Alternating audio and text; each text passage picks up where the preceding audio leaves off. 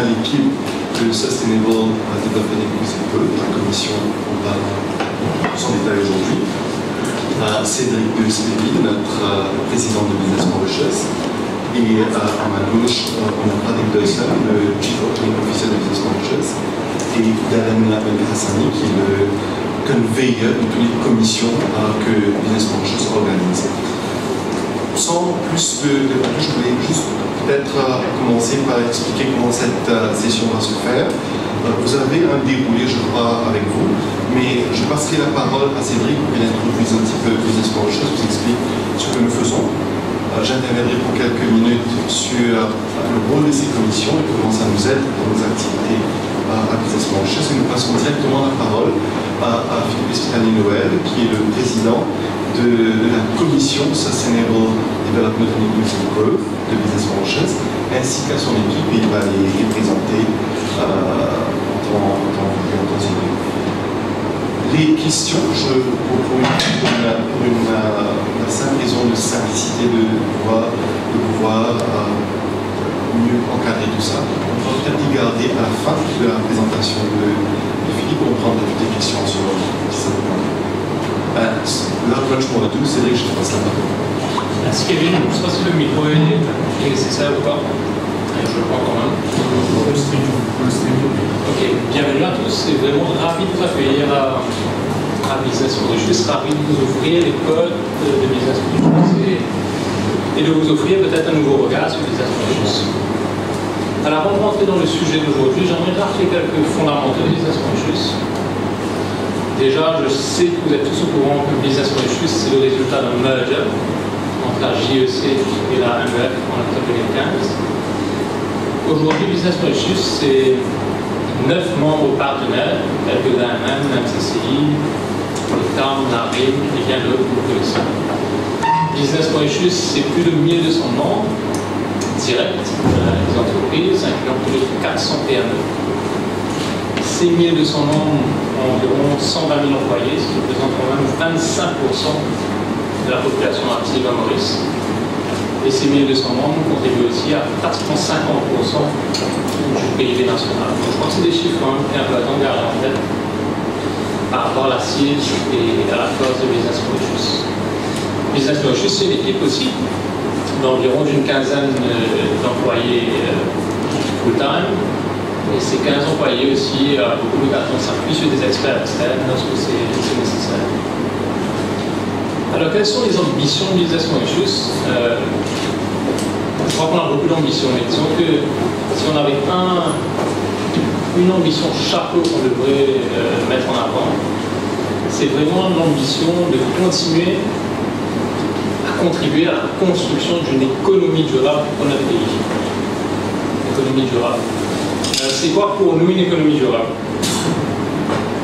Pour nous, elle tient à 3 facteurs clés. Premièrement, une économie durable, c'est une économie où, au niveau de nos choix macroéconomiques, au niveau de nos choix économiques, on s'assure toujours de privilégier le long terme au court terme. Une économie durable, c'est aussi une économie où il y a de place pour tous, dans le respect et dans l'écoute. Une économie durable, c'est une économie où le partenariat social fonctionne sans préjugés et sans confrontation stérile. Finalement, troisième pilier de l'économie durable, pour nous, une économie durable est une économie où aussi on a le courage de faire des choix. Vous savez bien que choisir, c'est renoncer. Faire des choix de développement. On ne peut pas tout faire à Maurice. Et clairement, dans nos choix, ce qui va toujours nous guider, c'est de vraiment faire des choix qui respectent notre île et sa beauté, et évidemment des choix qui respectent aussi les Mauriciens et les Mauriciennes. Finalement, on veut vraiment faire de Maurice un exemple, je pense, au bon sens du terme. Je disais à quelques personnes ici présentes que hier, j'ai eu l'occasion d'aller voir un film, un documentaire qui sera projeté dans les jours qui viennent au cinéma Trianon, qui s'appelle Mystic Mauritius. Et je vous recommande vraiment d'aller voir ce film parce que c'est un film qui part depuis la création de Maurice, au fait avec les développements, etc., et qui montre à quel point, je ne vais pas vous raconter tout le film, mais à quel point finalement Maurice est vraiment une île unique où on a plein d'assets extraordinaires qu'on a su dans bien des cas préserver. On a malheureusement pu détruire dans d'autres. Mais avant tout, c'est un film qui, en tout cas, moi personnellement, m'a rappelé à quel point chacune de nos actions peut influencer de manière positive ou négative l'avenir du pays, la beauté du pays, si un budget formidable qu'on a. Et je pense que c'est un film que vous, en tout cas, la presse, vous devriez aller voir et peut-être contribuer à faire connaître ce film pour le maximum de personnes. Alors, je vous ai parlé des 3 piliers pour Business Mauritius de l'économie durable. Ben, ça tombe bien, parce que ces 3 piliers sont les 3 piliers qui ont fondé l'idée même de la création des 3 commissions. Comme vous savez, on a une commission sur l'économie qui est présidée par Gilbert Hermy. On a une commission sur le Social Capital qui est présidée par Patrice Leguéry. Et on a une commission sur le Sustainable and Inclusive Growth qui est présidée par Philippe Esselmol. Ces 3 commissions, j'aimerais quand même put on record au nom personnel, au nom Business Mauritius, notre appréciation et remercier mon prédécesseur, Arnaud Darlé et Raj Makoun, avec le conseil de l'époque, qui ont eu l'idée de mettre sur pied ces commissions, parce que c'est vraiment 3 commissions où il y a un travail de fond sur tous les dossiers, data-driven, evidence-driven, on essaie vraiment d'arriver à des résultats concrets. Et aujourd'hui, vous aurez un aperçu du travail d'une de ces commissions, qui est le SAG Commission. Je vais repasser la parole à Kevin et ensuite à Philippe. Je voulais encore vous remercier de votre présence et merci de votre soutien. Je crois que le sujet d'aujourd'hui, Sustainable and Inclusive Growth, c'est un sujet qui doit être un sujet de consensus. Et je compte évidemment sur vous tous pour apporter votre pierre à l'édifice et qu'ensemble, on continue de contribuer à une économie, une île Maurice encore plus belle et encore meilleure. Merci. De ma part, peut-être dans l'esprit des 3 commissions, se dire que ça a été vu comme une nécessité pour que la communauté des affaires puisse dégager une vision long terme sur 3 thèmes que nous pensons, si nous les accomplissons correctement, si nous avons des bonnes stratégies, des bons projets, bon accompagnement sur ces 3 thèmes, nous arriverons à une économie, à une île Maurice durable à long terme. Donc le développement économique, extrêmement important bien sûr pour nous, plusieurs aspects, mais aussi le développement du capital social, dans tout ce qui concerne la relation entre l'employeur et l'employé, tout ce qui concerne les méga-trends dans le monde du travail, le future of work, comment est-ce que les nouvelles technologies sont en train d'impacter sur le type de travail, le type de compétences qui sont nécessaires dans le moyen long terme. Toutes ces réflexions sont en train d'être faites par un groupe de 45 chefs d'entreprise et ou cadres qui se rendent compte d'une façon complètement désintéressée, donc volontaire, non rémunérée, pour apporter de leur temps, de leur expérience, de leur savoir-faire, afin de léguer à Business Mauritius et à travers Business Mauritius dans ce dialogue privé-public, quelque chose qui concrètement représentera les avancées que la communauté des affaires voudrait voir dans notre île Maurice de demain. Alors, il y a eu beaucoup de rencontres formelles, informelles, de débats d'idées privé-privé, privé-public. Et on est arrivé aujourd'hui avec 55 idées, initiatives que nous allons mettre en place sur l'année à venir. Ces idées prennent la forme des propositions budgétaires que nous avons déjà soumis en grande partie à l'État lors d'une consultation budgétaire. Nous avons aussi des transformations que nous allons mener un petit peu plus long terme, transformations à plus long terme dans le cadre réglementaire. Il y a des projets pilotes que nous pensons qui peuvent être développés avec l'apport, avec l'aide des différents stakeholders du secteur privé. Finalement, nous avons des recommandations que nous souhaiterons mettre en place comme guidelines pour la communauté des affaires. Donc ces 4 types de véhicules seront utilisés pour pouvoir concrétiser ces idées qui ont été dégagées en des actions concrètes et pérennes pour la communauté des affaires et pour l'île l'humoriste durable. Donc on aura pour le social capital. Pour le social capital, on pense organiser un workshop en juillet où on pourra débattre sur ces thèmes qu'on a identifiés. Il y a un travail qui continue, il y a de très très beaux projets qui sont en train de se dégager autour de la valorisation de la fonction RH dans le monde des affaires. Pour l'économie, il y a plusieurs enjeux qui sont déjà débattus et d'autres qui sont un petit peu plus long terme, que ce soit par rapport à l'énergie, que ce soit par rapport à la démographie et à la pension, et sur une stratégie africaine et des mesures sectorielles que nous souhaiterons mettre en place. Donc, grosso modo, c'est un petit peu un petit avant-goût des deux autres commissions. Et sans plus attendre, je passe la parole à Philippe pour nous expliquer en plus grand détail le travail de la commission Sustainable de ma part. Peut-être, dans l'esprit des trois commissions, se dire que ça a été vu comme une nécessité pour que la communauté des affaires puisse dégager une vision long terme sur trois thèmes que nous pensons, si nous les accomplissons correctement, si nous avons des bonnes stratégies, des bons projets, bon accompagnement sur ces trois thèmes, nous arriverons à une économie, à une humoriste durable à long terme.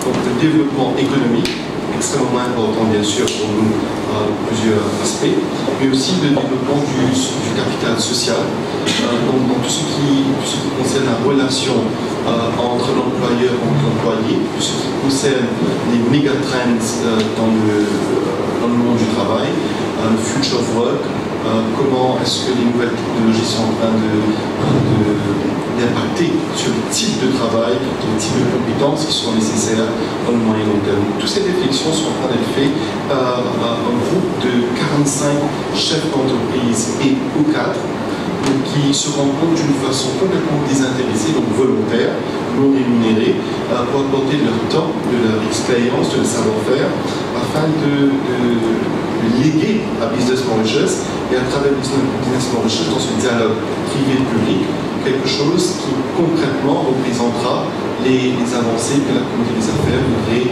voir dans notre humoriste de demain. Alors, il y a eu beaucoup de rencontres formelles, informelles, de débats d'idées privé-privé, privé-public. Et on est arrivé aujourd'hui avec 55 idées, initiatives que nous allons mettre en place sur l'année à venir. Ces idées prennent la forme des propositions budgétaires que nous avons déjà soumises en grande partie à l'État lors d'une consultation budgétaire. Nous avons aussi des transformations que nous allons mener un petit peu plus long terme, transformations à plus long terme dans le cadre réglementaire. Il y a des projets pilotes que nous pensons qui peuvent être développés avec l'apport, avec l'aide des différents stakeholders du secteur privé. Finalement, nous avons des recommandations que nous souhaiterons mettre en place comme guidelines pour la communauté des affaires. Donc ces quatre types de véhicules seront utilisés pour pouvoir concrétiser ces idées qui ont été dégagées en des actions concrètes et pérennes pour la communauté des affaires et pour l'humoriste durable. Donc on aura pour le social capital. Pour le social capital, on pense organiser un workshop en juillet où on pourra débattre sur ces thèmes qu'on a identifiés. Il y a un travail qui continue, il y a de très très beaux projets qui sont en train de se dégager autour de la valorisation de la fonction RH dans le monde des affaires. Pour l'économie, il y a plusieurs enjeux qui sont déjà débattus et d'autres qui sont un petit peu plus long terme, que ce soit par rapport à l'énergie, que ce soit par rapport à la démographie et à la pension, et sur une stratégie africaine et des mesures sectorielles que nous souhaiterons mettre en place. Donc, grosso modo, c'est un petit peu un petit avant-goût des deux autres commissions. Et sans plus attendre, je passe la parole à Philippe pour nous expliquer en plus grand détail le travail de la commission Sustainable de ma part. Peut-être, dans l'esprit des trois commissions, se dire que ça a été vu comme une nécessité pour que la communauté des affaires puisse dégager une vision long terme sur 3 thèmes que nous pensons, si nous les accomplissons correctement, si nous avons les bonnes stratégies, les bons projets, le bon accompagnement, sur ces 3 thèmes, nous arriverons à une économie, à une humoriste durable à long terme.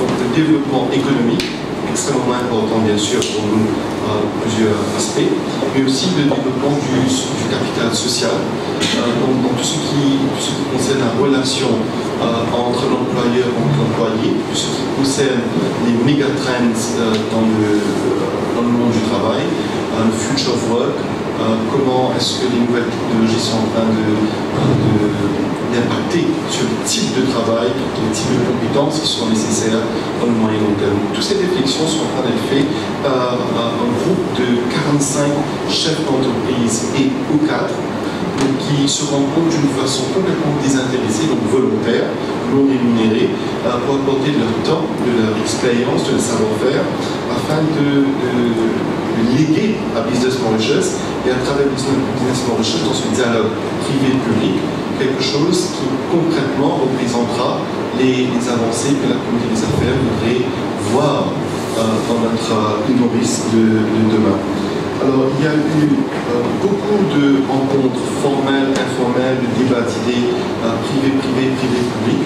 Et on est arrivé aujourd'hui avec 55 idées, initiatives que nous allons mettre en place sur l'année à venir.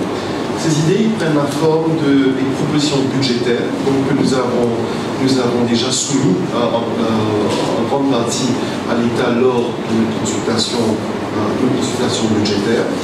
Nous avons aussi des transformations que nous allons mener un petit peu plus long terme, transformations à plus long terme dans le cadre réglementaire. Il y a des projets pilotes que nous pensons qui peuvent être développés avec l'apport, avec l'aide des différents stakeholders du secteur privé. Finalement, nous avons des recommandations que nous souhaiterons mettre en place comme guidelines pour la communauté des affaires. Donc ces 4 types de véhicules seront utilisés pour pouvoir concrétiser ces idées qui ont été dégagées en des actions concrètes et pérennes pour la communauté des affaires et pour les nourrices durables.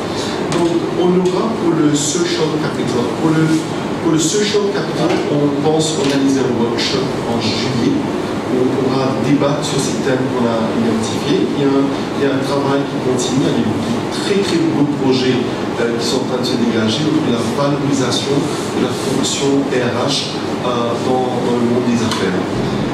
Pour l'économie, il y a plusieurs enjeux qui sont déjà débattus et d'autres qui sont un petit peu plus long terme, que ce soit par rapport à l'énergie, que ce soit par rapport à la démographie et à la pension, et sur une stratégie africaine et des mesures sectorielles que nous souhaiterons mettre en place.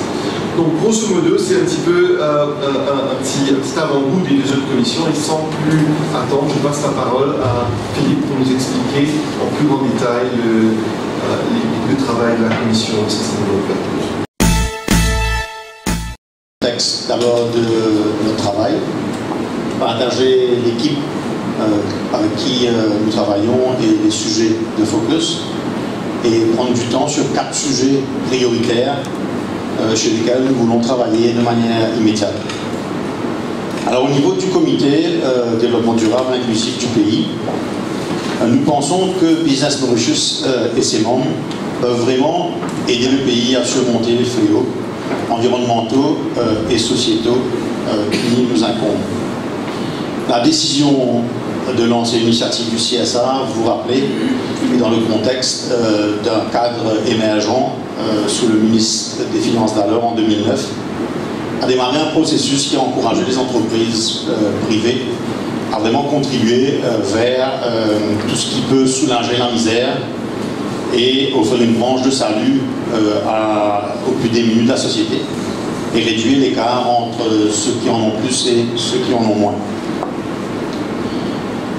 Depuis, les sujets environnementaux sont venus rapidement se placer au devant de la scène, posant des challenges d'envergure à la planète.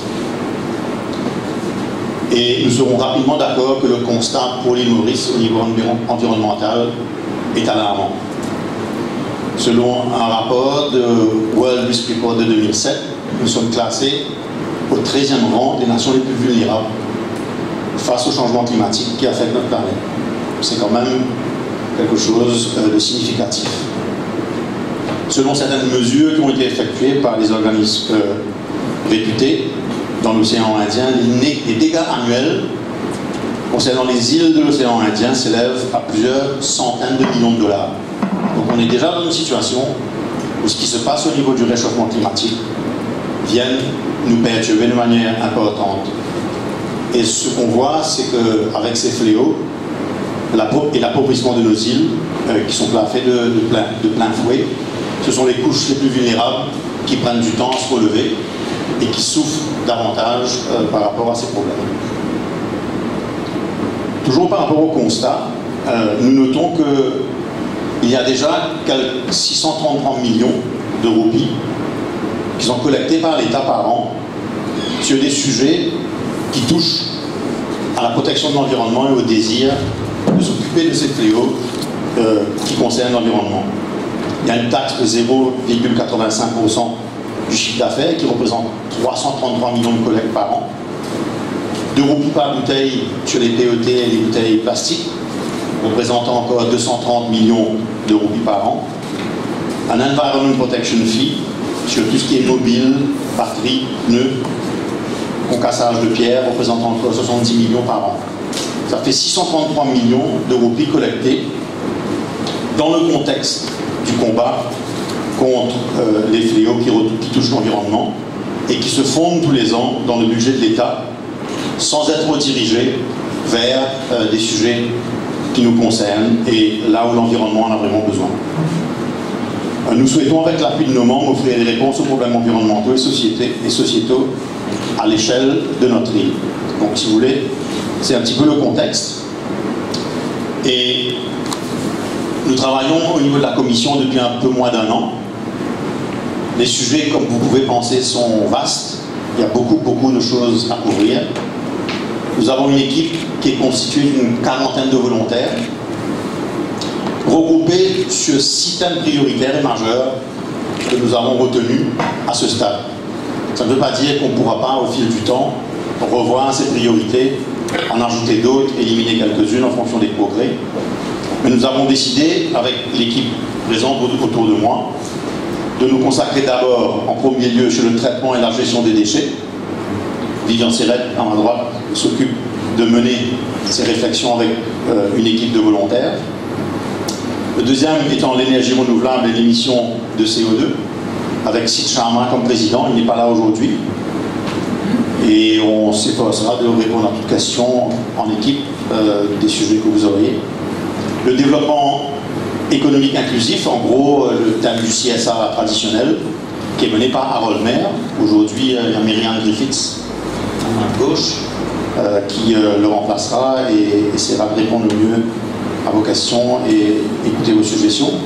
La préservation de la côte et la génération des lagons, avec Jean-Marc Lagesse comme président, à ma gauche.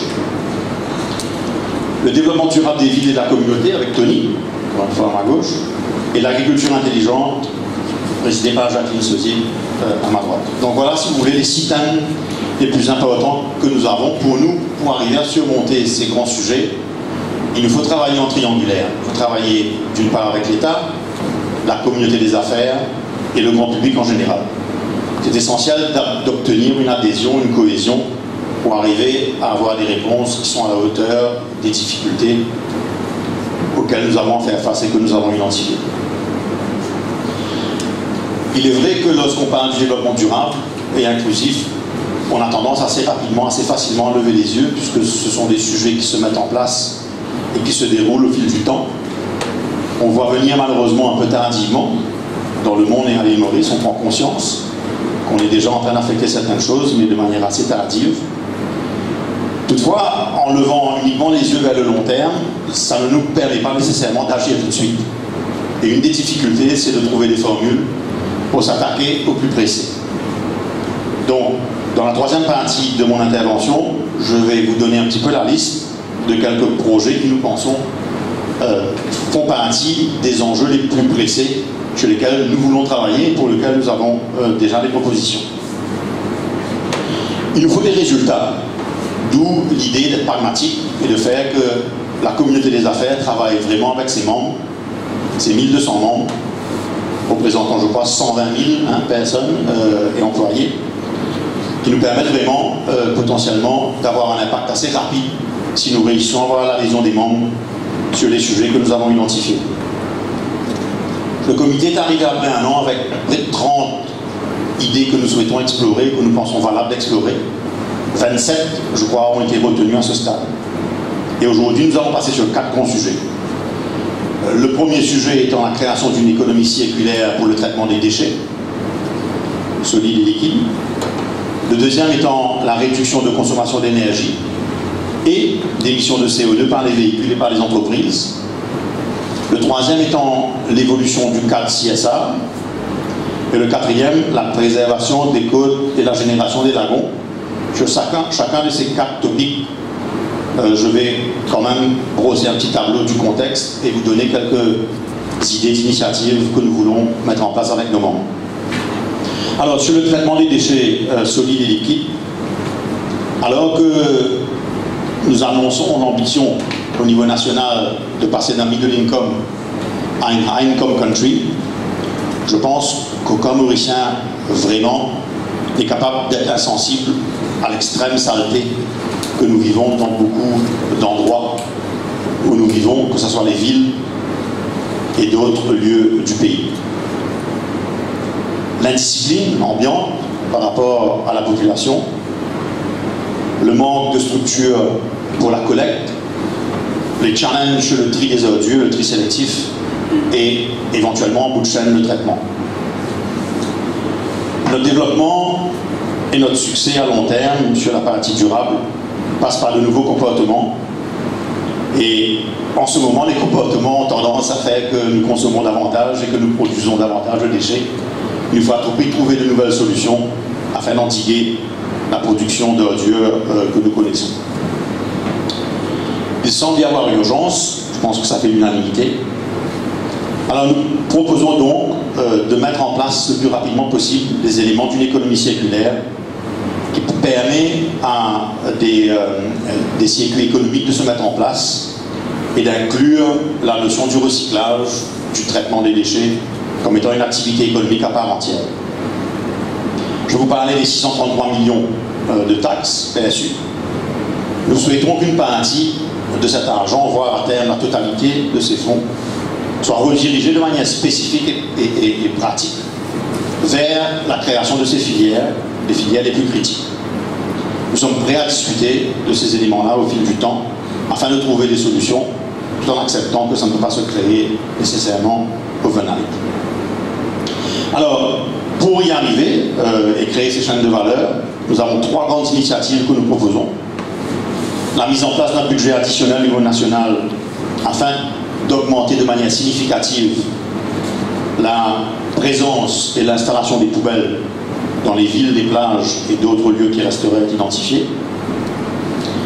Que l'État mette en place à disposition 25 terrains à bail pour la création d'un réseau de 25 déchetteries à travers le pays, où les PME gèrent ces lieux avec un investissement à être identifié. Ceci afin de faciliter l'accès aux PME, aux particuliers, pour déposer leurs déchets dans des lieux appropriés et qui soient aussi de proximité. Améliorer la logistique, l'accès aux déchets, faire une meilleure collecte des déchets, réduire la pollution dans les cours d'eau qui entraîne et qui emmène des déchets flottants vers la mer, avec les dégâts que vous connaissez. Empêcher qu'on ait du dumping un peu partout à travers l'île, encourager la filière des traitements et sensibiliser la population. À terme, nous pensons vraiment que la création de ces chaînes de valeur pourront vraiment construire de nouveaux points économiques et nous permettre d'augmenter et de créer des emplois. Alors, au niveau pratique, la 3e initiative à ce niveau-là est proposée par 5 voire 6 membres volontaires initiales afin de mettre en place un projet pilote de tri sélectif dont on a parlé tout à l'heure. Donc il s'agit de IBL, Rogers, Eclosia, Lille et Rosé Transport qui se proposent de mettre en place avec effet immédiat un projet pilote pour le tri sélectif et la collecte, permettant de récolter des volumes et d'offrir à des acteurs des volumes suffisamment importants pour alimenter les filières de recyclage qui existent en ce moment et qui pourraient aussi se mettre en place. Alors la bonne nouvelle, c'est que ces volontaires représentent un peu plus de 32 000 employés, donc c'est quand même significatif, et nous pensons qu'assez rapidement, on pourrait faire appel à d'autres afin de rendre le projet scalable. Alors, lorsqu'on regarde au niveau de nos membres, les sujets les plus intéressants à moyen terme, voire tout de suite, c'est le recyclage du carton et du papier, le recyclage des déchets électroniques et électriques, le traitement des produits plastiques, les caoutchoucs et les pneus de véhicules. On peut toujours aller vers les bouteilles en verre, les huiles usées, mais petit à petit, on attaquera les 4 ou 5 éléments, les matières les plus importantes, qui nous permettra de créer ces solutions.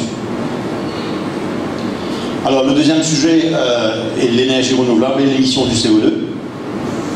Aujourd'hui, les sources non renouvelables d'énergie représentent 85% de nos besoins énergétiques et la consommation nationale. Nous recommandons l'amélioration rapide du cadre pour encourager la production d'énergie renouvelable et que les initiatives qui sont déjà en place et qui peuvent être accélérées soient mises en place pour réduire les consommations d'énergie à l'échelle individuelle, des entreprises et au niveau des foyers pour qu'on ait un impact national important. Nous pensons, et il semblerait que le gouvernement souhaite avancer dans le même sens, ce qui nous aidera forcément dans la tripartite. L'impact serait forcément multiple, avec une importation et une dépendance réduite par rapport à la consommation des carburants, réduction des émissions de CO2 polluants, développement des secteurs photovoltaïques et véhicules électriques qui peuvent se faire, on pense, assez rapidement, transfert de technologies, sensibilisation du public.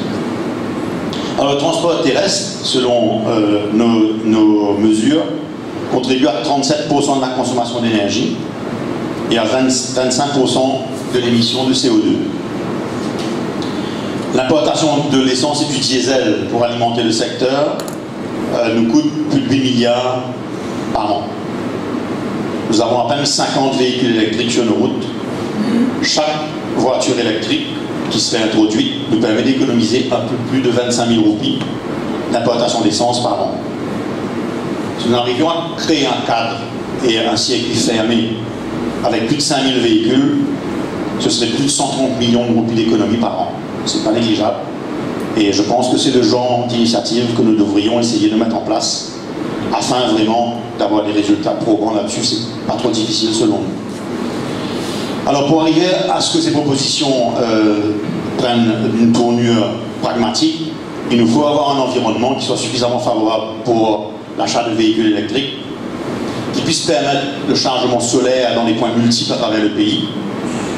Et forcément, lorsque je parle de la partie énergie solaire, il y a la production, mais il y a aussi l'installation des bornes permettant le rechargement à travers l'île.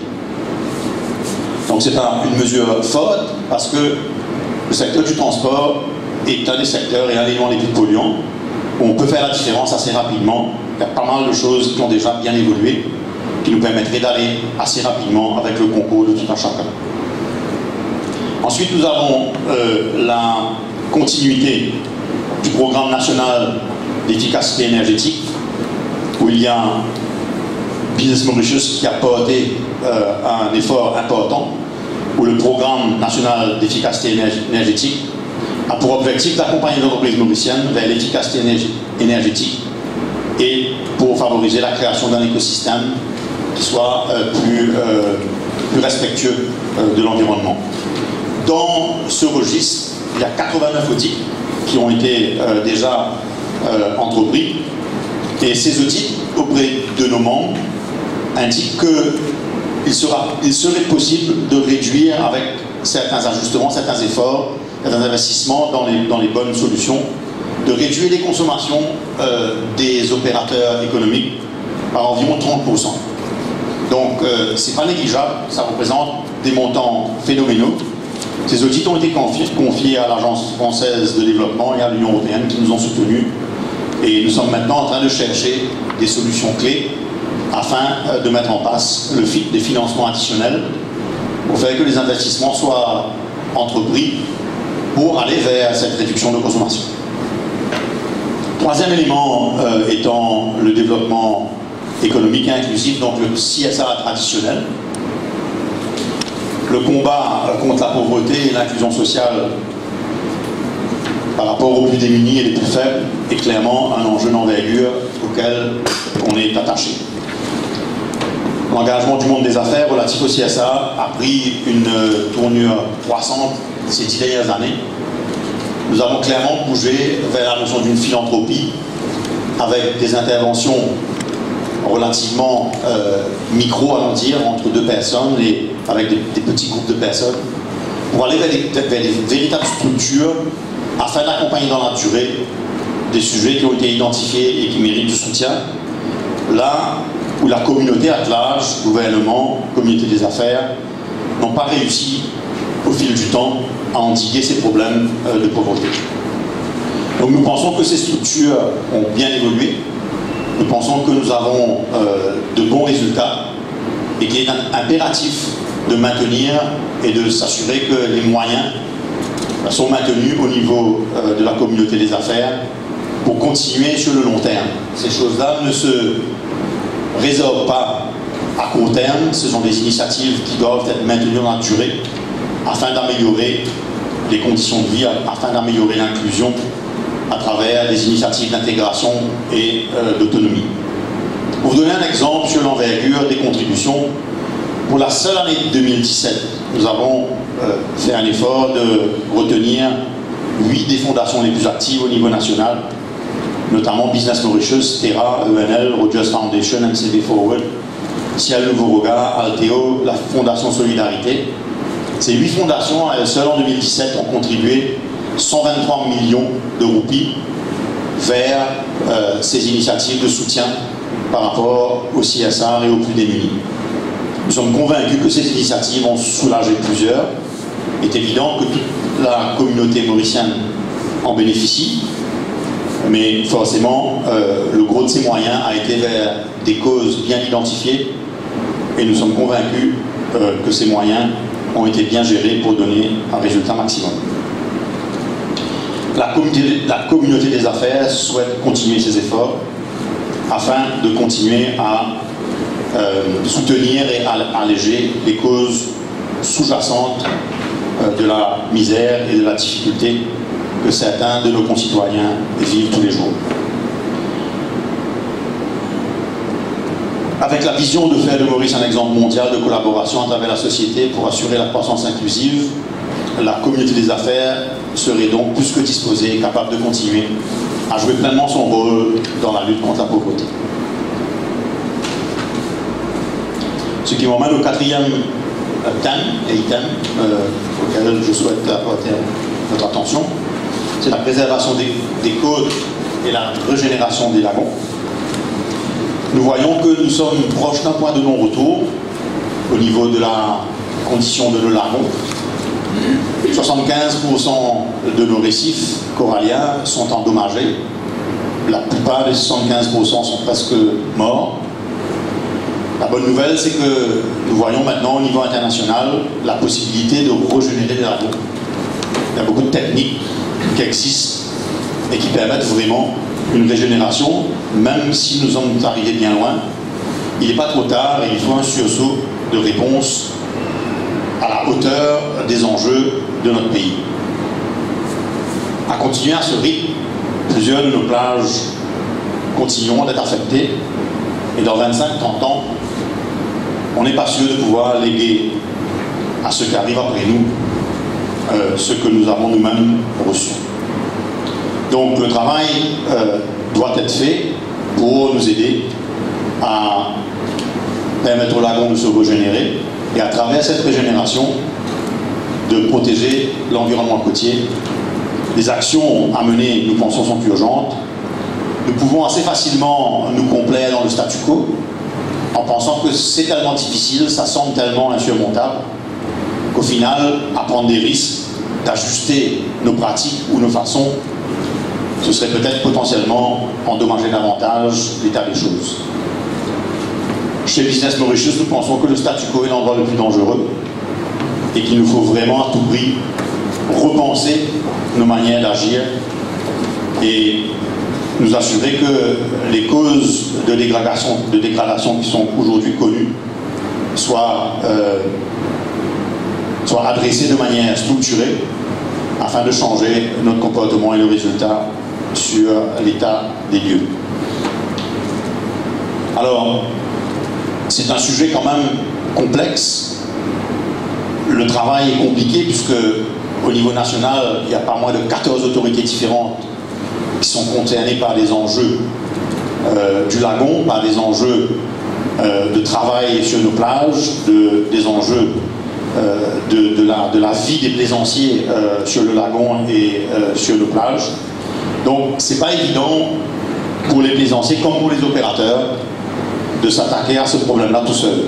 Donc, afin vraiment d'y arriver, nous avons besoin de continuer à travailler en tripartite. Selon nous, il y a 4 initiatives d'envergure qu'il nous faut mener tout de suite. Nous devons développer un plan stratégique national qui sera axé sur la préservation de notre lagon et de nos plages. Pas mal de travail et d'études qui ont déjà été menées, qui nous permettraient d'aller assez vite. Nous préconisons une enquête additionnelle méthodique dirigée vers nos lagons et notre écosystème afin d'avoir un diagnostic encore plus pointu. Il nous faut revoir et simplifier les rôles et les responsabilités des acteurs clés.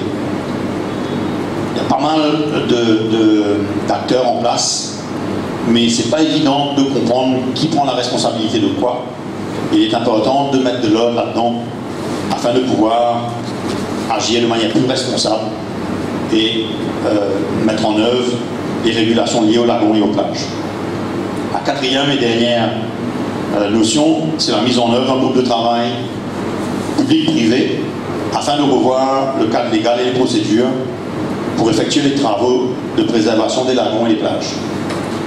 Donc, voilà, si vous voulez, les sujets, le contexte dans lequel nous avons démarré nos opérations, la manière avec laquelle nous travaillons. Nous nous rencontrons une fois par mois presque, certaines fois une fois tous les 2 mois au niveau de la commission au complet. Et en 1 mois, nous avons quand même battu pas mal de travail. Et ces 4 grands sujets à l'intérieur des 6 thèmes que nous continuerons à explorer représentent, si vous voulez, ce que nous pensons que nous devrions faire assez rapidement afin de pouvoir avoir des résultats pragmatiques tout en continuant à réfléchir sur le long terme sur les choses qu'on pourrait faire afin d'avoir un impact positif sur la notion du développement durable et inclusif. Je vous remercie de votre attention et je vous passe la parole à Kevin. Avec plaisir, bienvenue Jean-Marc. Et toi là, il y a un press kit, donc j'imagine que tu pourras rapidement te mettre à niveau. Écoutez, ce que j'aimerais faire, si possible, c'est ouvrir les questions, peut-être pas par round de questions. Donc si je peux avoir 3-4 questions, on les regroupe et à ce moment-là, si on identifie les thèmes communs, on peut les prendre et on fera un deuxième round après pour de typer autant de rounds qu'il faudra. On le fait comme ça.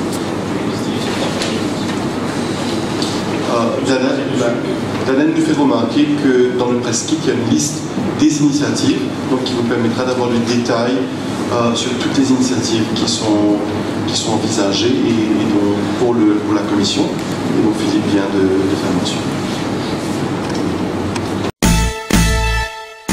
Il était parfaitement clair et limpide, c'est là aussi. Il y a lors de sa présentation, M. Espitadino a fait mention de 75% de nos lagons, récifs qui sont endommagés ou bien presque à l'état pas d'abandon mais irrécupérable. Est-ce que les autorités sont au courant de cet aspect-là et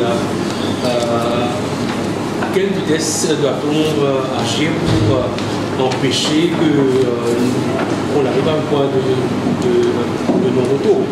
Et comme on dit 75%, ça commence où, ça se termine où?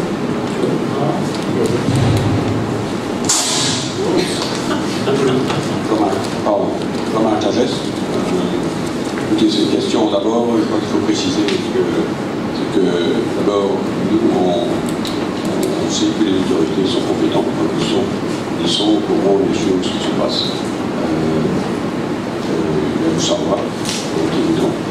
Je pense que Philippe a bien précisé, c'est que il y a un constat qui est fait, il y a un constat qu'on va continuer à faire de manière peut-être encore plus précise sur le bilan, à montrer sur ce qui se passe.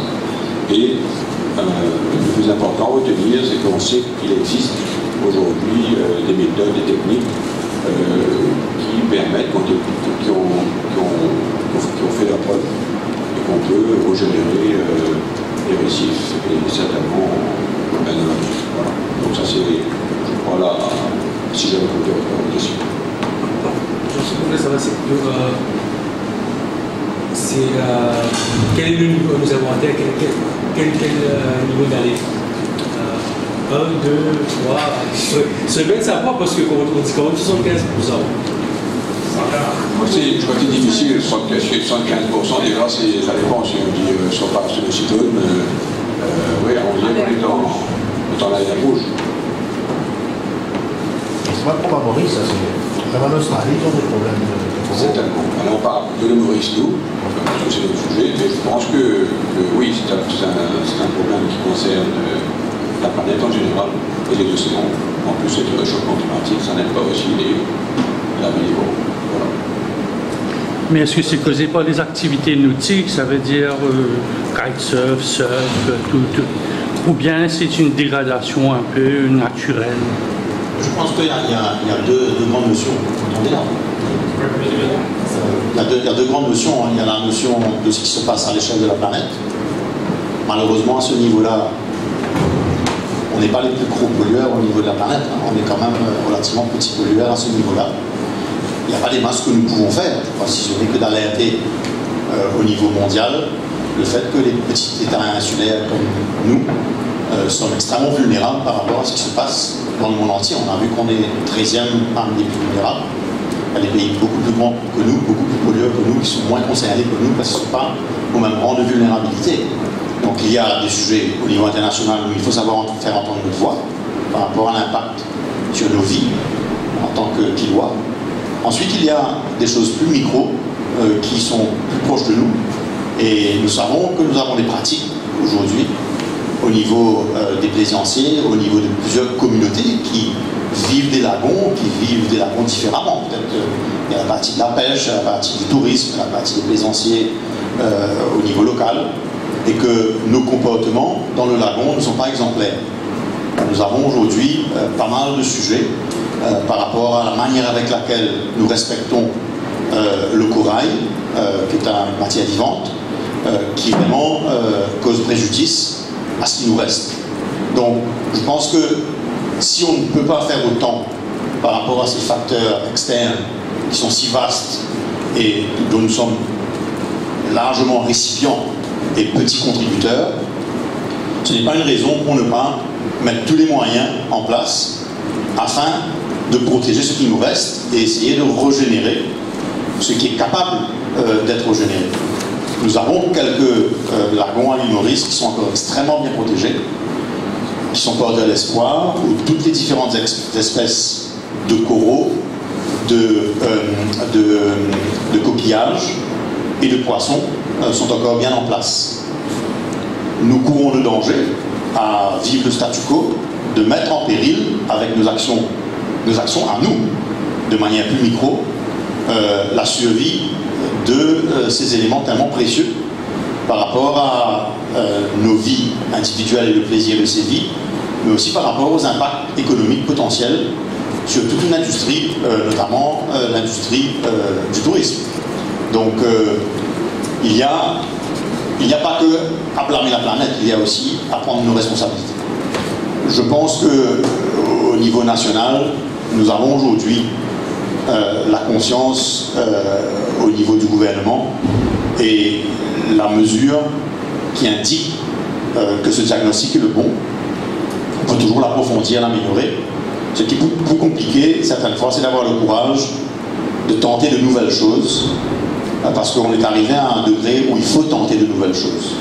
Si nous n'essayons pas de nouvelles choses, on ne saura pas quelles peuvent être les réponses positives qu'on pourrait mener. Jean-Marc, tu voulais ajouter quelque chose? Je pense important de préciser que souvent ces genres de messages, ça peut peut-être faire un peu peur aux plaisanciers, à toute l'économie qui vit autour du tourisme, en l'occurrence, et des lagons, de la côte. Pour l'instant, on ne préconise pas, on est encore loin de préconiser quelque chose, parce qu'on est dans les études, on ne préconise pas d'arrêter toute activité. Mais je crois que c'est surtout notre façon d'agir par rapport à cet environnement. C'est-à-dire qu'on va vraiment essayer de travailler sur le comportement. C'est pas d'arrêter, tu vas dire tu ne vas plus faire du bateau, tu ne vas plus aller pêcher ou tu ne vas plus aller faire une plongée, mais c'est comment se comporter dans cet environnement sans endommager l'écosystème existant.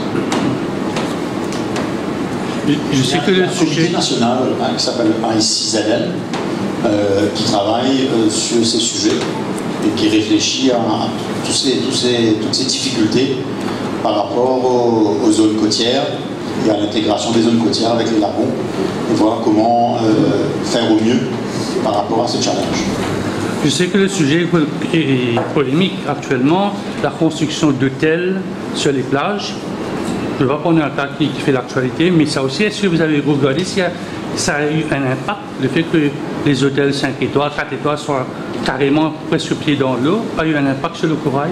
Est-ce que vous avez fait cette étude-là pour dire qu'il faudrait peut-être reculer un peu les hôtels, de mettre de l'autre côté de la rue pour qu'on ait un peu, on saute de 75, on revient peut-être à 70, peut-être dans quelques années? On n'a pas toutes les solutions, forcément. Tout ce qui vient encroach de manière agressive vers les lagons, vers les coraux, vers la vie marine, doit être réfléchi par rapport à ce que nous avons fait. Qu'il y ait eu des erreurs commises par rapport à des notions de construction trop proches des lagons, trop proches du rivage. Je crois qu'aujourd'hui, avec ce qui se passe avec la montée des eaux, nous réalisons qu'il y a eu des sujets. Ces sujets datent d'un legacy, datent d'une histoire qui tiennent en compte, bien évidemment, tous les regains que nous avions il y a 20, 25 ans, 30 ans, 40 ans. Et nous devons maintenant réussir à surmonter ces difficultés ensemble. Si je peux emmener un complément d'information, peut-être pour après bouger sur d'autres sujets, ce que nous préconisons au niveau de cette commission par rapport au lagon, c'est tout d'abord un plan national, un plan stratégique national, où tous les partis sont on board pour arriver à une solution pour la préservation de nos lagons et de nos plages. Et cela devrait être suivi avec une enquête méthodologique. C'est un petit peu ce que vous venez de dire. Et cette enquête méthodologique, elle est dirigée vers notre lagon et vers les écosystèmes autour. On ne peut pas regarder un problème en isolation. Il faut comprendre, from reef to reef, quels sont les impacts écosystèmes. Donc, c'est le travail, c'est la solution quelque part qui est préconisée par cette commission sur les lagons. Maintenant, s'il s'agit des choses un petit peu plus spécifiques, on ne commentera pas ici sur des points qui sont spécifiques, sur des questions ci et là. Mais en tout cas, il est clair que tout projet à Maurice qui impacte sur l'environnement doit passer par un Environmental Impact Assessment. Et c'est des procédures que nous recommandons qu'ils soient suivies dans tous les cas et s'assurer qu'aujourd'hui on ait un visage plus humain, plus ouvert pour regarder ce type de choses. Donc, généralement, nous préconisons une approche holistique autour de ces développements qui peuvent impacter sur la préservation de nos lagons et de nos plages. Vas-y sur autre chose, oui. Peut-être un dernier élément important que ma collègue, ce dernier élément important que ma collègue Marianne a dit. Il ne faut pas oublier que les lagons aussi, une des productions de la production de lagons, c'est tous les produits chimiques qui viennent de lagons par les rivières, par les, etc. Et c'est aussi ça dans les zones d'études. Donc c'est un élément très important. On peut passer sur un d'autres sujets peut-être aussi. Vous avez pas vous parlez des déchets, hein, n'est-ce pas? Déchets? Les tri. Ça fait des années qu'on parle de projets, toutes sortes de projets, mais on ne voit jamais la concrétisation. Alors si je peux dessus, peut-être les notes de Philippe sont déjà dans le press kit, on ne va pas refaire la présentation. Mais ce qu'on est en train de dire de nouveau aujourd'hui, c'est qu'on a un pilote, les 5-6 sociétés, compagnies mauriciennes qui représentent à peu près 32 000 employés qui veulent se mettre ensemble pour travailler sur certaines priorités en termes de valorisation des déchets, notamment le office waste, si je ne me trompe pas, Philippe, et autres. Il vient, allez-y. Je vais vous donner quelques tips dessus rapidement. Alors, ce qui est important de savoir, c'est que d'abord, au sein de notre comité, au sein de Business Solutions, on a un objectif très clair. C'est dans le moyen terme, nous assurer que chaque entreprise du secteur privé soit pratiquement dans une situation où aucun déchet de ces entreprises ne part dans les landfills. C'est un rêve, mais c'est un rêve réalisable et c'est capital pour nous. Donc les premières entreprises qui vont faire partie de ce projet pilote vont être les premières à essayer de prouver que c'est possible. Et on va le faire. Et je connais des entreprises qui sont déjà réussies à être pas loin du zéro déchet en landfill.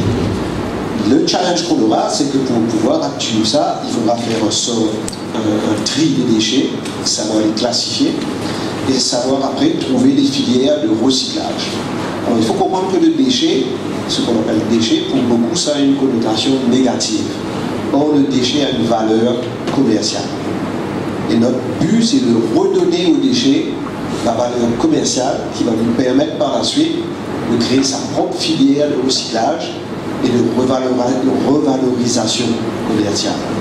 Dans certains pays, aujourd'hui, il y a des compagnies qui achètent des déchets pour les recycler et ça fait des clusters d'industrie. Si je prends par exemple le caoutchouc des pneus de voiture, il y a plus de 40 000 pneus de voiture qui sont remplacés par à Maurice.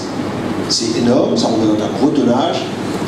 Si on les recycle, ça permet des usines de semelles de chaussures, des usines de bancs en plastique, des usines de carpet, des usines de jeux d'enfants en plastique recyclé.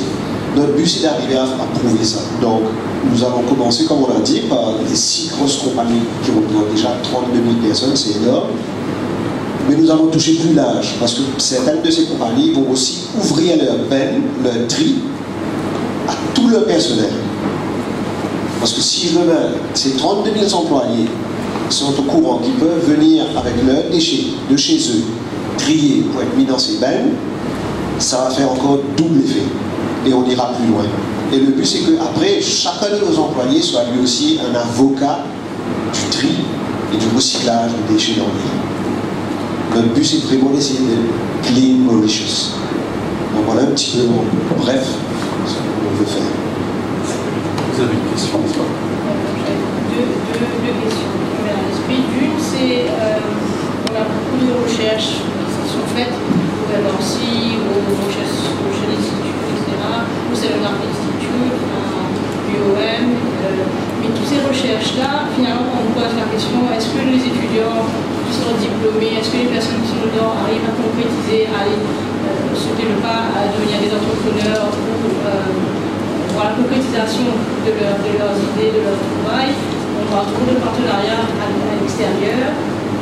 Par exemple, chez Social Institute, ils n'ont même pas le marteau de recherche. Il faut qu'ils soient en partenariat avec l'Australie pour pouvoir connaître notre propre mer. On a parlé d'instruments, on a parlé d'outils. Donc, quelle est la part en fait d'interaction avec le corps scientifique qui existe à Maurice, des gens qui réfléchissent? Ça fait des années qu'ils ont des propositions, des solutions, etc. Peut-être pas des solutions toutes faites, mais peut-être des pistes de recherche. On en parlait de molécules, traiter différentes maladies, etc. Mais il faut aller en Afrique du Sud pour ça. Alors qu'il y a quand même une richesse qui peut être ramenée à Maurice, etc. Mais quelle est la part d'interaction avec la communauté de recherche? Parce que je pense que pour le développement, il faut absolument qu'on réintègre les Mauriciens qui travaillent sur des sujets mauriciens et que leur recherche soit valorisée. je crois que cette question peut-être dépasse le cadre de cette commission qui est plus sur le développement durable inclusive. Mais en deux mots, le Business Mauritius est partenaire avec le MRIC aujourd'hui sur tout un programme de recherche et d'innovation qui s'appelle le Collaborative Research and Innovation Grant, qui permet d'avoir un axe tripartite. Un MRC d'un côté, qui est l'État quelque part, qui est le funder. On a le rechercheur, le start-up, la personne qui a une idée, qui est le deuxième composant. Et troisièmement, c'est essentiel qu'il travaille. Donc l'entrepreneur, qu'elle soit une société ou une personne, essentiel qu'elle travaille avec un institut de recherche pour s'assurer que c'est fait dans certaines normes de recherche de qualité. Et ce tripartite arrive à dégager des projets qui sont extrêmement intéressants. Donc on est sur la première année de ce modèle de travail. Et je crois qu'on a de mémoire quelques 7-8 projets qui sont en considération au niveau de ce comité que BM co-chair avec le MRIC. Aujourd'hui, on va même un petit peu plus loin. On est en train d'essayer de développer des pôles d'innovation. Donc le Pole of Innovation Grant, c'est des sujets qui sont d'intérêt national, où on peut avoir peut-être une plus grande participation d'une unité de recherche avec l'État pour le développement. Mais je pense que cette question ne c'est peut-être pas directement, sauf si quelqu'un peut apporter un complément, c'est quelque chose qu'on peut prendre après. Jean-Marc, plaisir. Pardon, peut-être que je me suis pas trop, mais moi, dans le cadre de mon comité, j'ai 3 pôles d'activité à vous dire. Donc, une, c'est tout ce qui concerne un peu la législation autour de la côte et des lagons. Donc, ça, on a une équipe légale, qui est l'avocat, qui nous aide, et qui est aussi leur équipe. Et puis, on a toute une équipe qui gère tout le côté technique et scientifique, finalement, des lagons et du développement et de la protection des lagons et du littoral. Donc, effectivement, la troisième pôle d'activité, c'est tout ce qui est sensibilisation, éducation, la population, des jeunes, de tous citoyens. Et une de nos priorités, c'est de définir tous les acteurs qui peuvent nous aider. Bien sûr, donc si tout ce qui est dans le domaine scientifique, les ONG, tous ceux qui vont pouvoir nous aider, on va bien sûr utiliser leur matière grise pour savoir, bien sûr, on ne va pas le faire tout seul, on a besoin de. Je pense que ça peut vous rassurer de votre question. En matière d'agriculture, on parle de plus en plus de production sous serre. C'est réaliste? Est-ce que ça avance? Est-ce que ça donne des résultats? C'est effectivement la production sous serre et un des points qui a été mis en avant par le ministère de l'Agro-Industrie pour contrecarrer le problème de ravageurs qui deviennent de plus en plus importants, de se protéger des pluies abondantes, de se protéger des pour réduire aussi l'utilisation de produits phytosanitaires. C'est une des techniques utilisées et ça rentre dans le cadre d'un projet plus vaste qui est de changer les pratiques agricoles pour qu'on puisse avoir des produits qui soient plus sains offerts aux consommateurs. Une des techniques, c'est des filets. Le filet peut être petit, peut être des produits sous serre. Donc, c'est un des moyens qui a été mis en avant. Mais il faut voir ça dans un cadre beaucoup plus large, qui est que c'est un des moyens d'accompagnement pour qu'on change les pratiques agricoles de ces 8 000 agriculteurs qui existent à Maurice, qui ont besoin et qui sont avides de changement de pratiques culturelles, puisqu'il y a la pression des consommateurs qui disent qui eux sont en demande de produits qui soient certifiés, qui soient sains. Et donc, une des réponses, c'est donc pour changer la pratique culturelle, c'est cet accompagnement en utilisant des outils qui soient différents. Les programmes de certification qui ont également été mis en place par l'État ou au niveau privé. L'État a mis en place l'Ouriga. Au niveau privé, on est en train de mettre en place avec le Made in Maurice, un Made in Maurice agriculture raisonnée qui permettra de donner au consommateur, de lui offrir un produit dans lequel il va pouvoir se dire que ce produit a été produit avec des pratiques qui soient le plus raisonnées possible et le plus adapté par rapport aux besoins que lui ressent pour lui en tant que consommateur. Où en sommes-nous là maintenant? Quel est le pourcentage de production sous serre? c'est difficile à mesurer des pourcentages de production par rapport à sous serre ou en plein champ ou à l'hydroponique ou tout ça, parce que ce ne sont pas des mesures qui sont faites de manière régulière, ce sont des mesures qui sont faites par Statistics Mauritius de manière annuelle. Les productions sous serre ne sont pas celles qui ont de plus grande envergure. Par contre, les productions en plein champ sont celles qui sont les plus adaptées, qui sont les plus ouvertement faites à Maurice. Sachant que la production sous serre demande un investissement qui est énorme et que demande un accompagnement aussi qui doit être important par l'État ou par le producteur lui-même qui doit aller chercher des prêts au niveau des banques. Dans les différents schemes qui sont mis en place par l'État, encore en accompagnement avec le FAREI, il existe des solutions qui sont apportées, mais c'est Statistics Mauritius qui mesure ces différentes avancées de manière annuelle. Les dernières statistiques ont été faites en juillet de l'année dernière, si ma mémoire est bonne. Mais les gens sont intéressés, les planteurs toute la communauté des planteurs est intéressée par toute technique qui lui sont apportées pour changer ses pratiques culturelles. Comme je l'ai dit plus tôt, ils sont demandeurs de nouvelles techniques, ils sont demandeurs de services d'accompagnement pour changer et pour répondre à ce besoin de l'agriculture, ce besoin du consommateur. Ça va de changements de pratiques culturelles qui sont d'utiliser des filets ou des serres, mais ça va aussi dans les accompagnements de meilleure connaissance du sol, de meilleure connaissance de maladies qui existent, de meilleure connaissance d'outils de plantes de service, d'outils où on va mettre en place des plantes qui vont ramener des auxiliaires, de lâcher de petites bêtes qui vont manger des parasites. Donc, tout ça, ce sont des techniques qui existent pour réduire notre utilisation de produits phytosanitaires et qui sont des techniques qui sont demandées par les agriculteurs. Donc ce n'est pas une solution, mais une panoplie de solutions qui doivent être mises à la disposition de la communauté des planteurs.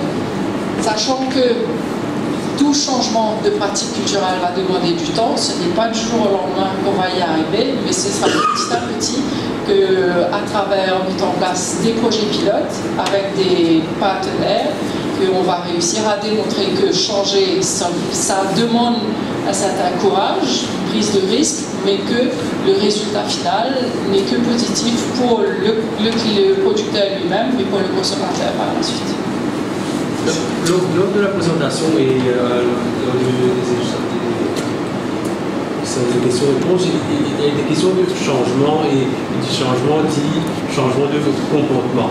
Et que ce soit à la plage, le traitement de déchets, changer d'attitude par rapport aux pratiques agricoles. Est-ce qu'effectivement vous êtes confiant au niveau de Business Mauritius que ce changement de mentalité pourra intervenir rapidement? Parce que quand même, on prend le tout, effectivement, le temps qu'il y a un problème et ça risque de buter sur le fait d'être réfractaire, donc c'est à l'État de faire ça, c'est à l'entreprise de faire ça, au lieu d'une approche plus participative. Vous avez fait mention du terme triangulaire, maintenant on doit dire que on ne peut pas venir faire mieux que c'est le cas aujourd'hui. Je crois que on peut dire que nous sommes tous responsables de ce qu'on vit. Donc quelque part, la triangulaire, c'est une triangulaire où on veut que chacun des groupements arrive à se soutenir et à s'influencer positivement pour une île Maurice meilleure, où le bien-être du Mauricien est à l'avant-poste de toutes nos réflexions. On ne peut pas changer les habitudes et les mœurs overnight. Par contre, je crois qu'on peut y arriver graduellement en mettant des efforts. Nous, ce qu'on peut faire, c'est de s'occuper de notre partie. La partie Business Mauritius se veut de donner, en tout cas, le ton de démarrer quelque chose de nouveau. On veut vraiment avoir la chance d'offrir quelque chose de nouveau. Le projet pilote, par exemple, sur les déchets, est quelque chose de très concret, qu'on peut scale up de manière importante. Ça peut représenter des volumes significatifs par rapport à la proportion des déchets produits. Ensuite, il y a tout un sujet de vulgarisation. Et ça va nous prendre du temps. On a quelques-uns de nos membres qui ont déjà travaillé sur la vulgarisation de certains de ces sujets à leur niveau, qui sont volontaires, qui viennent proposer leurs expériences, leurs exemples, afin d'utiliser ces success stories pour pouvoir scaler. Et il faut, de par ailleurs, miser sur l'éducation. Il y a un sujet de vulgarisation, il y a un sujet de partage. Il faudra savoir communiquer et emmener vis-à-vis des jeunes, vis-à-vis des enfants, mais vis-à-vis de la communauté à large aussi, des réflexions nouvelles et des réflexions qui demanderont un changement de comportement. Je suis, moi, très confiant sur le fait que dans la durée, on peut influencer positivement le comportement et les mœurs. Mais ça va demander quand même un travail en profondeur que nous sommes prêts, nous, à nous commettre de faire. Quand on va dans l'agriculture, on peut parler de gentleman farmer. Ça, c'est un concept qui marche, les gens, ça. Les gentleman farmer, vous avez les jeunes, hein? Est-ce que les jeunes s'intéressent à ce concept? Peut-être que Jacqueline a plus d'informations là-dessus que moi. Je ne sais pas trop c'est quoi un gentleman farmer, mais je vais essayer de répondre par rapport à la question des jeunes. L'idée, en mettant le programme de Smart Agriculture en place, et c'est-à-dire en voulant trouver un moyen pour que la communauté des planteurs puisse vendre leurs produits dans des conditions qui soient le plus appropriées possible et qui puissent répondre le plus possible aux besoins du consommateur, en ayant un encadrement qui soit adéquat, c'est-à-dire qu'il ait des formations qui soient adaptées à la type de production que nous voulons mettre en place, des circuits de distribution qui puissent l'alléger dans sa difficulté de vendre son produit, qui ne soit différencié par rapport à d'autres types de production, à travers des programmes de certification. Nous espérons, dans ce cas-là, qu'on va valoriser le métier d'agriculteur. Et là, la communauté des jeunes vont s'intéresser de plus en plus à cette agriculture. Il y a aussi le fait de venir intégrer une agriculture, comme on dit, une agriculture connectée, où on va de son bureau pouvoir arroser ses plantes en utilisant son smartphone, parce qu'il y aura un capteur qui pourra nous dire qu'il y a un manque d'eau dans la plante. Ce sont des choses qui aujourd'hui vont donner des réponses rapides à un besoin immédiat du tout de suite et de l'immédiateté de cette nouvelle génération qui a besoin de réponses immédiates. Donc en faisant ce genre d'agriculture, on va pouvoir amener les jeunes, et tout en donnant l'encadrement qui sera nécessaire et le circuit de distribution et le circuit de vente de leurs produits à travers des labels, à travers des identifications précises de leurs produits. Donc ça ne rentre pas dans la masse du produit, sachant qu'il y a 110 000 tonnes de fruits et légumes qui sont produites dans l'île. Si un agriculteur qui fait l'effort de produire différemment et se retrouve dans la masse, il ne va pas être satisfait. Donc il faut qu'il puisse identifier son produit différemment et puis qu'il puisse vendre son produit à travers un circuit qui soit différent. Et là, je reste persuadée que la jeune génération sera intéressée par ça. J'aimerais retourner un petit peu sur les déchets. Alors, vous allez faire une compagnie pour ramasser les déchets. C'est qui va ramasser les déchets? En papier, vous allez faire un consortium. Comment vous allez vous débarrasser des papiers? Ce sont les choses qui sont importantes aujourd'hui. Ce que je voulais d'abord répondre sur la présentation d'avant, c'est ce qu'il faut comprendre, c'est que aujourd'hui, le Business Mauritius et les compagnies qui forment partie du Business Mauritius prennent un engagement d'être beaucoup plus présents sur la scène nationale dans les décisions dont nous parlons, dans les sujets dont nous parlons. Nous allons nous-mêmes donner l'exemple. Nous allons essayer de montrer que c'est faisable. Les déchets, par exemple, ont montré en premier que c'est faisable chez nous. Quand on parle des lagons, dans le Business Mauritius, il y a tous les hôtels de Maurice qui sont un petit peu Business Mauritius. Ils vont eux-mêmes donner l'exemple en essayant d'être plus protecteurs du lagon, plus surveilleurs du lagon. Et il faut que chacun joue un rôle. C'est 70% de la masse salariale de Maurice, c'est aujourd'hui dans le secteur privé. Si on éduque cette masse salariale par nos actions, on va réussir, parce qu'elle va jouer le jeu avec nous. Maintenant, le secteur privé est habitué au changement. Notre business évolue tous les jours à la vitesse grand V, et plus on va avec l'Internet, avec les communications, si on ne change pas dans le business, et très vite, on disparaît. Donc, le changement, on connaît, on connaît, puisqu'on s'adapte à ce business, on s'est adapté à cet imbécile d'appareil qui nous empoisonne la vie aujourd'hui.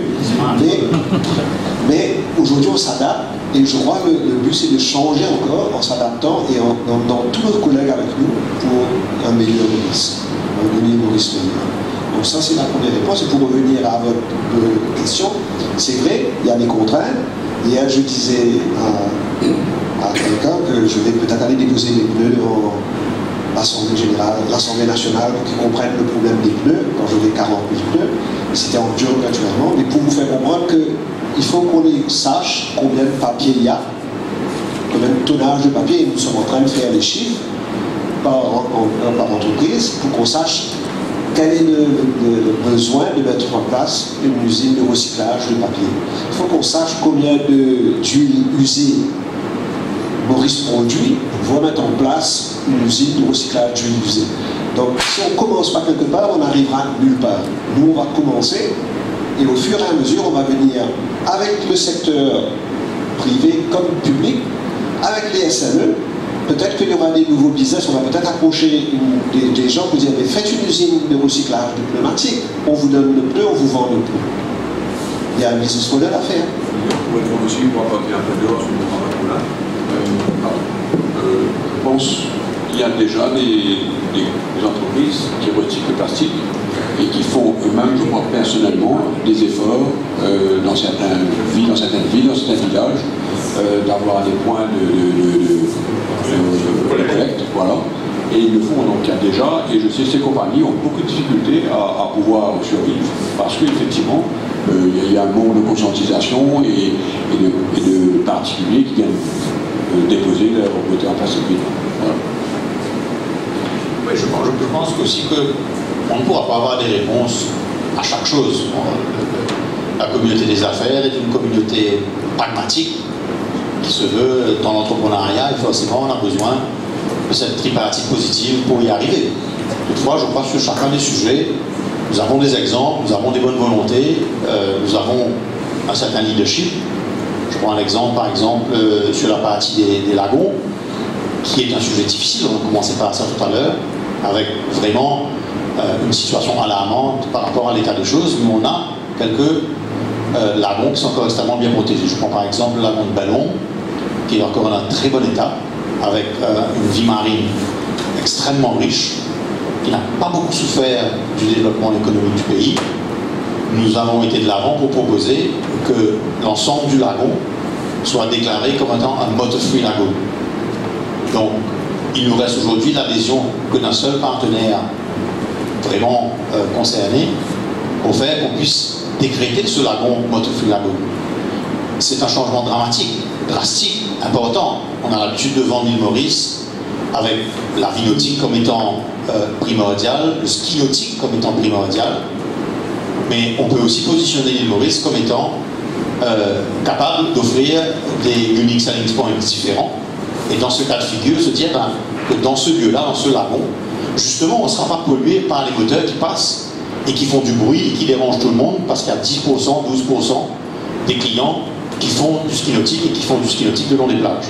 Donc, on a presque abouti, mais c'est le genre de choses, je crois, très pratique, à une assez grande échelle, qui peut arriver à avoir un impact d'envergure. Et je pense que d'ici la fin de l'année, enfin, moi je garde l'espoir que d'ici la fin de l'année, on aboutira sur ce projet.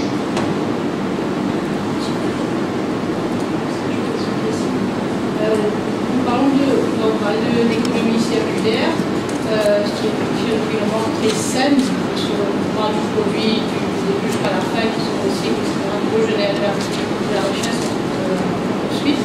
Mais la question que je me pose, c'est est-ce que ça va aller avec uniquement un système qui est d'intégration verticale, c'est-à-dire que le grand groupe, il fait le produit du début jusqu'à la fin jusqu'au recyclage, ou est-ce qu'il y a aussi une pensée par rapport à protéger et peut-être encourager le développement de petites et moyennes entreprises afin qu'il y ait une part de travail qui revienne en partenariat avec les petites et moyennes entreprises localement? Est-ce qu'il y a aussi cette pensée-là qui accompagne? Je crois que la première pensée est une pensée de petites et moyennes entreprises. Je crois que là, encore une fois, ça ne se dit peut-être pas suffisamment.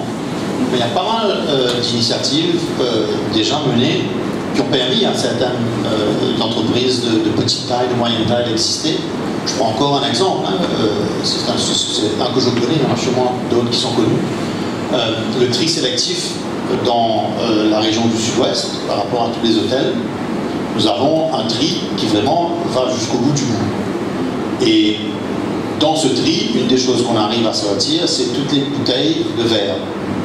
On a formé, on a aidé à construire une petite entreprise qui emploie 4 ou 5 personnes, je n'ai pas le chiffre exact en tête. Ça fait 5-6 ans que nous avons créé cette entreprise qui broie le verre et qui permet une utilisation du verre broyé, par exemple pour les fils de piscine, qui sont beaucoup plus durables et beaucoup plus efficaces que le sable qu'on voit dans les fils de piscine, etc. Dans les matériaux de construction, ce verre écrasé peut être mis comme antidérapant, peut-être mis à l'intérieur même du ciment pour des plateformes de construction. Cette petite activité est devenue autonome et vient là, il y a quelques semaines, de compléter l'achat avec le soutien de banques d'une unité plus importante afin de réussir à scale up et de broyer davantage et faire que le produit qui sort de ce verre polluant puisse avoir une sortie. On aura, je pense, beaucoup de ce genre de créativité de nouvelles entreprises qui va créer des emplois au niveau des PME. Mais il est vrai aussi de dire que dans certains cas de figure, on va être obligé de faire appel aux grands et aux gros. Si on parle d'incinérateurs, par exemple, hein, au niveau le plus élevé de tout ce qui pourrait se passer dans un modèle, on dire, de bout de chaîne, ce sont des choses qui sont très très lourdes d'investissement. On parle de centaines de millions de roupies, voire même centaines de millions en devises, en dollars ou autres. Donc, dans certains cas de figure, on devra faire appel à un tissu plus vaste, avec des acteurs costauds, peut-être certaines fois même en partenariat avec des locaux et des étrangers. Mais nous ne sommes pas là pour essayer de construire des circuits fermés. Nous sommes là pour vraiment aider à des pans économiques de se mettre en place et à donner des opportunités à l'ensemble des acteurs et la population. Juste pour rajouter, clore ce point, on a par exemple la création de ces waste depots qu'on prévoit. Ce waste depot travaille avec un système de consignment. Et avec ce type de modèle, finalement, ils vont créer des jobs qui sont au bas de l'échelle, qui peuvent ramasser ces déchets, les emmener à la déchetterie et retrouver une certaine amélioration de revenus grâce à ça. Nous avons aussi des exemples assez concrets aujourd'hui de très petites entreprises qui ont investi pour retirer de la valeur du waste stream. Notamment, je pense à BEM aujourd'hui qui arrive à BEM, qui est une toute petite entreprise qui a investi en qualité de matériel pour pouvoir prendre les wastes électriques et retirer les composants qui ont une valeur relativement forte et pouvoir le remettre dans l'économie. Donc je pense que les deux modèles existent, et particulièrement dans l'optique de ce qu'on recherche ici, c'est de créer des nouvelles filières, donc d'emmener de plus en plus de PME et d'autres, les moyennes entreprises, dans ce secteur de l'énergie, du circular economy.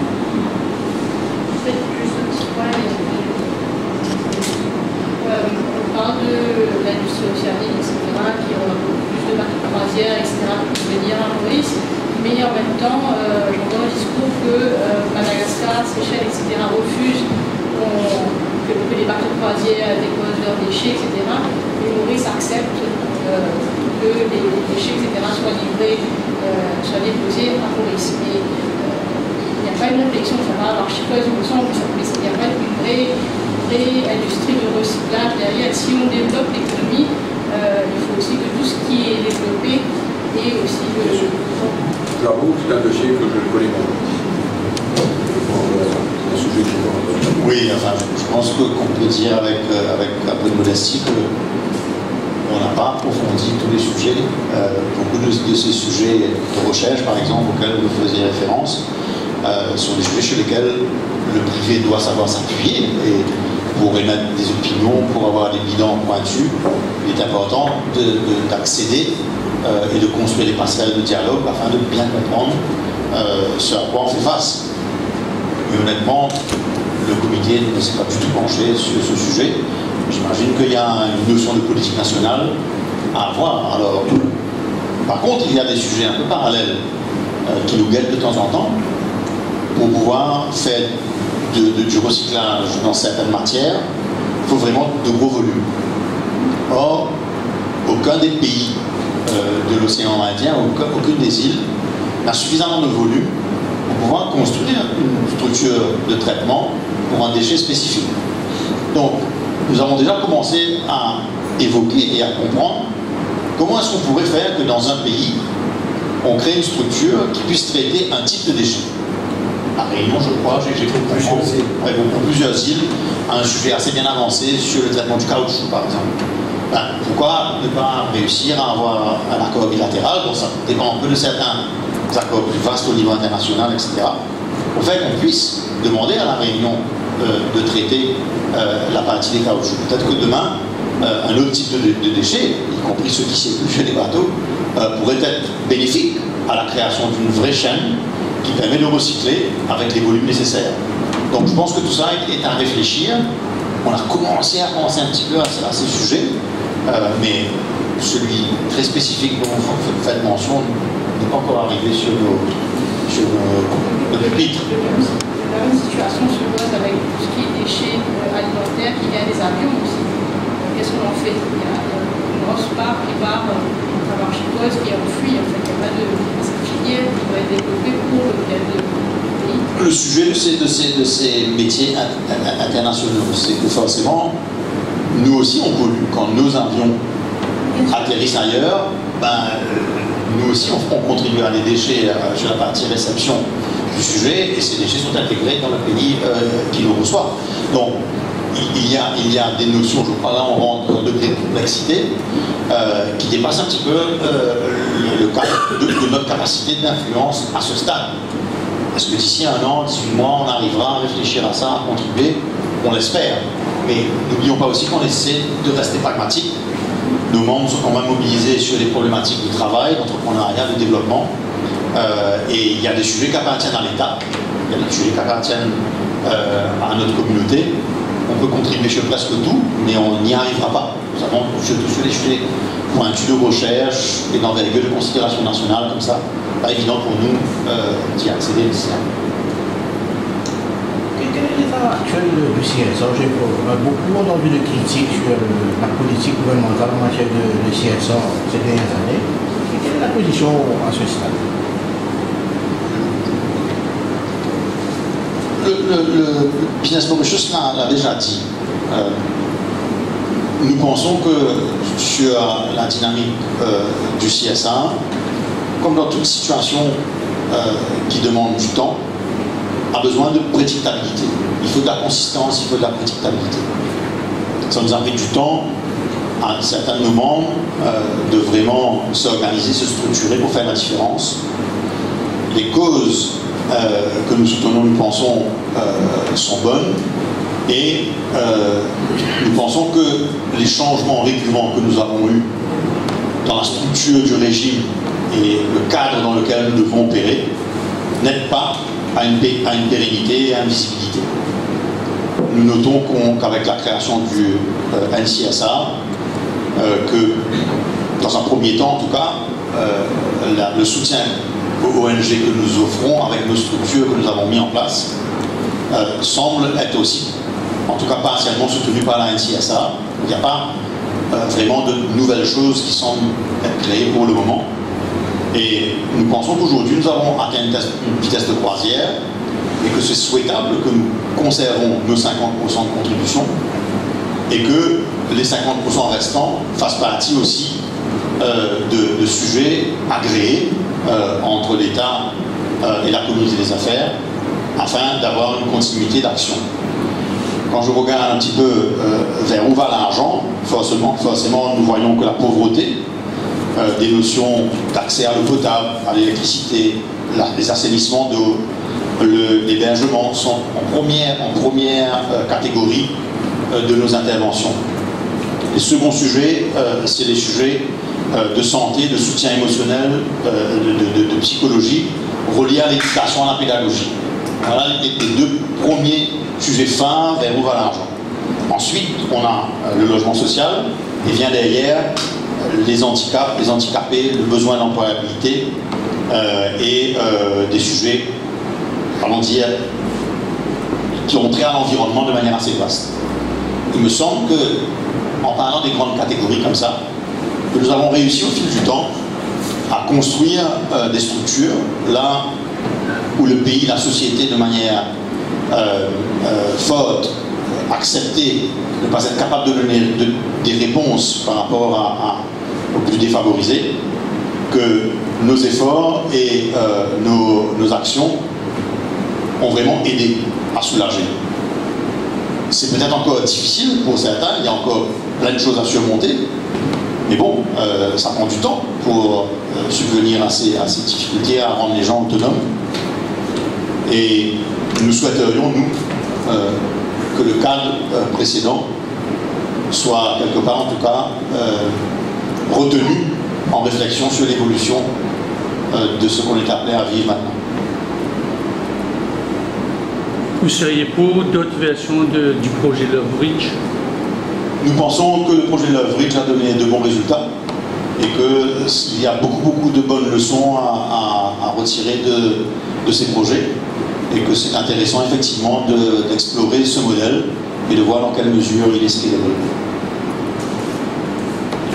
Je pense qu'il y avait une mesure qui disait que vous allez garder 50%, vous êtes toujours pour 50% dans le fonds du National CSR Fund et 50% pour vous, parce qu'on pense que ça va passer de ce que vous allez donner 75%, vous allez garder 25% pour que vous aurez contrôle. Quelle est un peu votre position là-dessus? Je crois que la position est quelque part, où il faut une conciliation. La conciliation est une tripartite. Je crois qu'on a démarré pour dire qu'il faut pouvoir s'entendre, il faut pouvoir prendre de la hauteur et s'assurer que les factions les plus importantes concernées soient d'accord. Donc, nous avons dans la perspective de ce que je viens de dire, la notion aussi de la prise de position, de l'appréciation d'autres groupements. Et à partir de là, nous pensons que cet ajustement dont j'ai parlé là, ou le maintien des 50-50, est le bon compromis par rapport à l'ensemble des positions et des opinions qui prévalent en ce moment. Un sujet, c'est parce qu'il y a un sujet d'actualité.